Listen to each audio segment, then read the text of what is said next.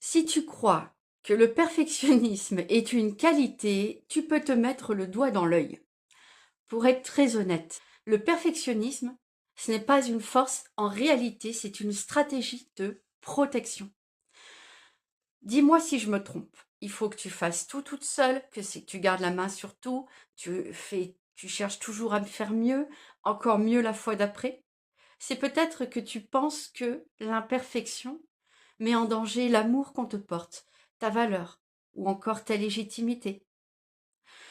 Là, en fait, la peur d'être imparfaite s'installe très tôt, quand on est enfant. On comprend que être performante génère de la reconnaissance et faire des erreurs génère des tensions. Être trop émotionnel dérange, se tromper est un problème.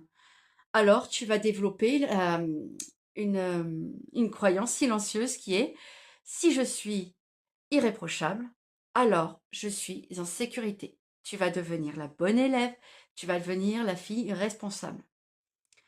Ok, mais à quel prix?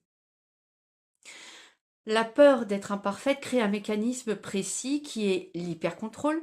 Il faut que tu anticipes tout, que tu maîtrises tout, que tu évites toute faille. L'autocritique constante parce que rien de ce que tu fais n'est assez bien. Ou encore la procrastination parce que c'est pas encore assez bien, alors il faut que tu retardes. Par exemple, tu vas nettoyer la maison de fond en comble avant de t'octroyer un petit peu de temps libre. Le problème, c'est que la vie n'est pas maîtrisable. Donc, tu te crées une tension permanente. En réalité, tes tentatives d'être parfaite, ton perfectionnisme, est une stratégie pour essayer d'éviter la honte. La honte d'être insuffisante, d'être vulnérable ou la honte d'être jugée et critiquée. Donc plus tu cherches à être parfaite, plus tu te coupes de ton authenticité. Laisse-moi t'expliquer. Être imparfaite, c'est faire de toi une humaine.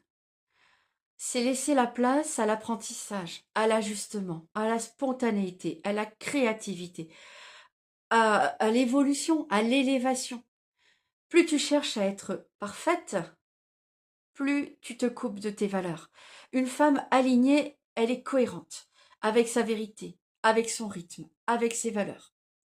Alors cette semaine, je te propose un petit exercice d'application très simple.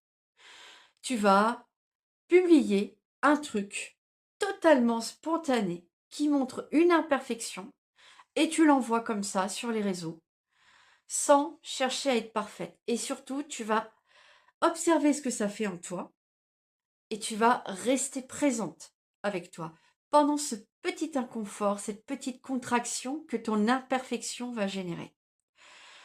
Plus tu vas apprendre à rester présente avec toi dans des moments d'imperfection, et plus tu vas rassurer ton système nerveux et le rééduquer vers la sécurité en toutes circonstances. Tu as sûrement appris que la perfection était plus sûre, mais aujourd'hui, tu peux aussi choisir autrement.